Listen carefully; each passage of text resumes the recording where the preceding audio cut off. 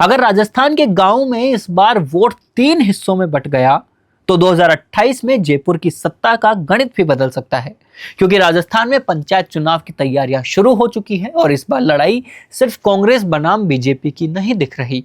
एक तरफ कांग्रेस है, दूसरी तरफ बीजेपी, लेकिन इनके बीच कुछ ऐसे चेहरे भी हैं जो किसी एक पार्टी को जिताने से ज्यादा किसी दूसरी पार्टी को हराने की ताकत रखते हैं, और यहीं से कहानी शुरू होती है।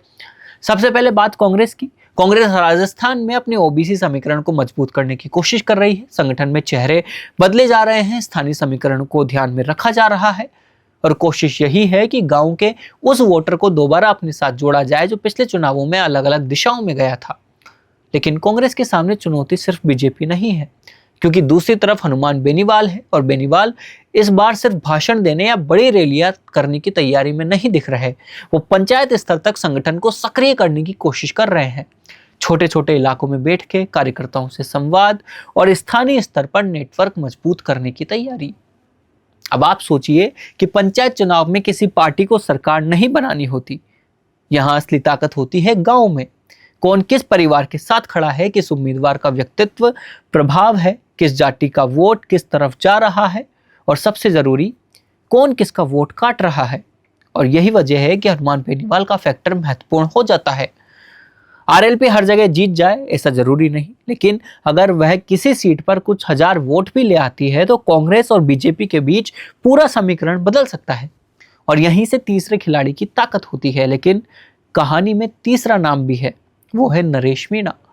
नरेश मीणा फिलहाल जेल में है, लेकिन राजनीति में किसी नेता की ताकत सिर्फ इस बात से तय नहीं होती कि इस वक्त मैदान में है या नहीं।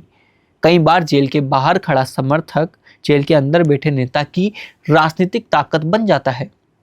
नरेश मीणा के मामले में भी उनके समर्थकों के बीच सहानुभूति की चर्चा है। अब अगर ये सहानुभूति सिर्फ सोशल मीडिया तक रहती है तो उसका चुनावी असर सीमित रहेगा, लेकिन अगर यही सहानुभूति वोट में बदल गई तो राजस्थान के कुछ इलाकों में पंचायत चुनाव का गणित बदल सकता है।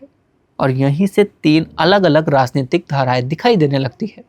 कांग्रेस का पारंपरिक वोट बैंक, बीजेपी का मजबूत संगठन और इनके बीच क्षेत्रीय चेहरों का बढ़ता प्रभाव। लेकिन सबसे बड़ा सवाल यह है कि क्या ये तीसरी ताकत वास्तव में किसी पार्टी को नुकसान पहुंचा सकती है?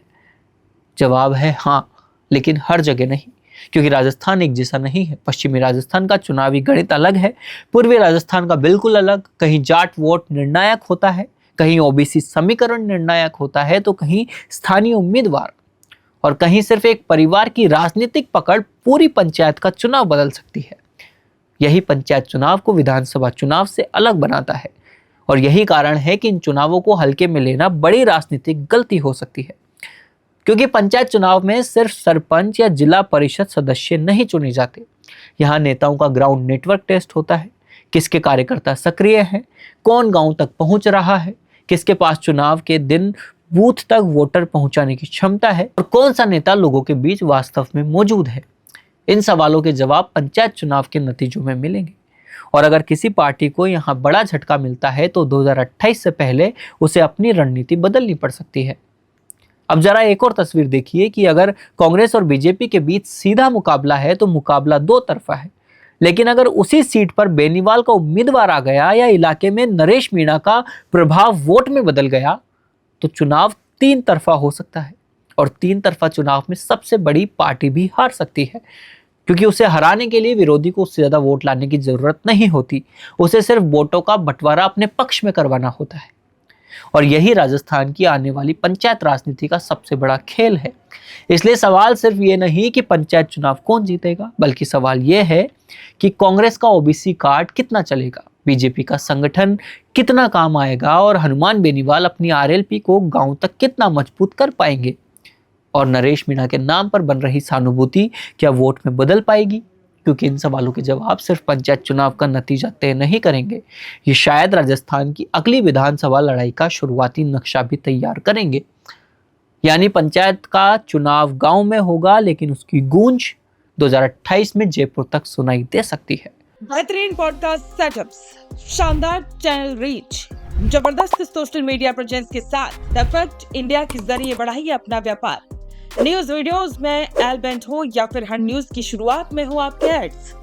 फेसबुक पर आपके बिजनेस प्रमोशन वीडियोस और ग्राफिक्स हो, या फिर इंस्टाग्राम पर कोलैबोरेशंस के साथ रील्स, सब कुछ मिलेगा आपको द फैक्ट इंडिया पर। तो आज ही डीएम करें इंस्टाग्राम पर, व्हाट्सएप के नंबरों पर मैसेज करें और अपने व्यापार को दें ऑर्गेनिक प्रमोशंस की ताकत, सिर्फ द फैक्ट इंडिया न्यूज के साथ।